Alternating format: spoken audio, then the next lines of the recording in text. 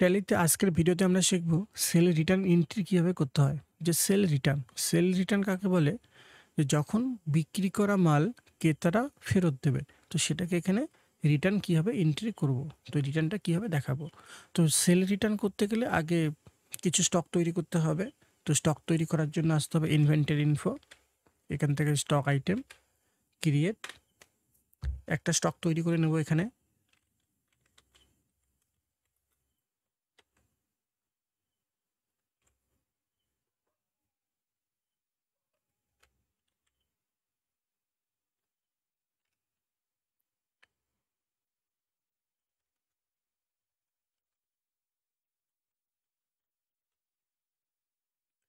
তো BenQ GW monitor, তো আন্ডারে হবে মনিটর, অল সি পেশ করে সরাসরি তৈরি করব।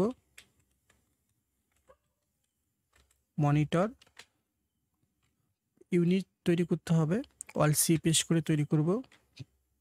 পিস কন্ট্রোল এ পেশ করে সেভ, একসেপ্ট। F12 পেশ করে স্ট্যান্ডার্ড রেটটাকে অ্যাক্টিভ করতে হবে। ইয়েস। পারচেস রেটটা বসাতে হবে যে আমি 15,000 টাকা দিয়ে কিনছি আর 18,500 টাকায় বিক্রি করছি।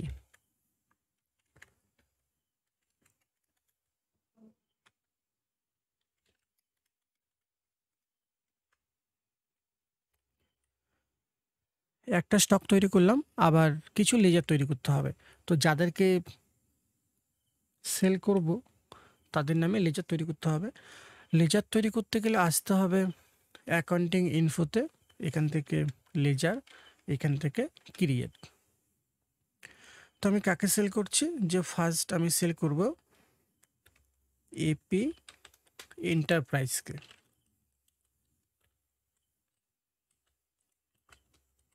যে এপি এন্টারপ্রাইজ, একে আমি সেল করব। তো এই নেমে একটা লেজার তৈরি করলাম, আন্ডার হবে সানডে ডেক্টার্স, কন্ট্রোল ই প্রেস করে সেভ।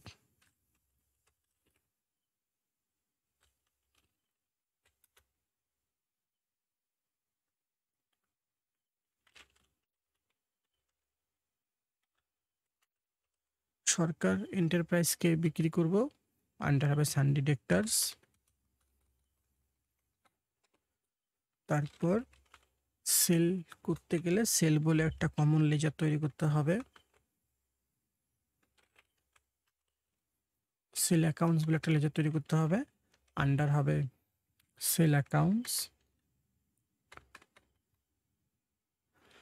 তো আজকে যেহেতু সেল রিটার্ন করছি, তো রিটার্ন ম্যাটেরিয়ালস বলে একটা লেজার তৈরি করতে হবে।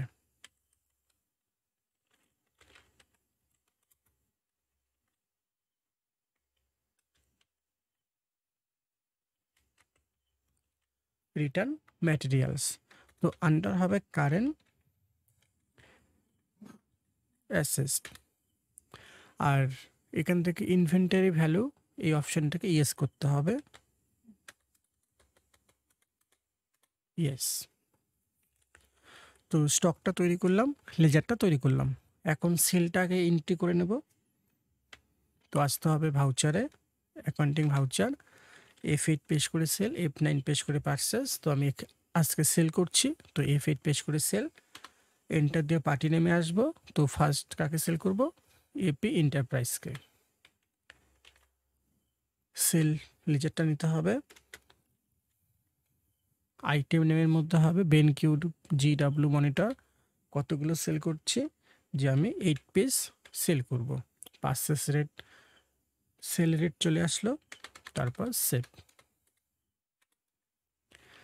আর একটা সেল করব সরকার এন্টারপ্রাইজকে। এখানে সেল লেজারটা নিতে হবে, আইটেমের মধ্যে হবে বেনকিউ জিডাব্লিউ মনিটর, কত পিস? 10 পিস সেল করছি।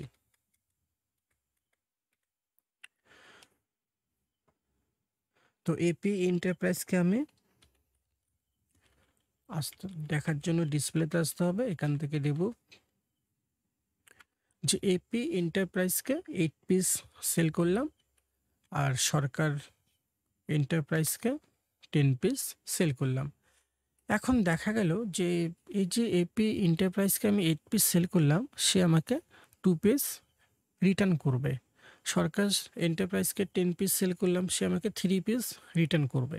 তো এই যে রিটার্ন করবে, এই রিটার্নটা কী হবে এখানে নেব এখন। তো রিটার্ন নিতে গেলে আসতে হবে অ্যাকাউন্টিং ভাউচারে।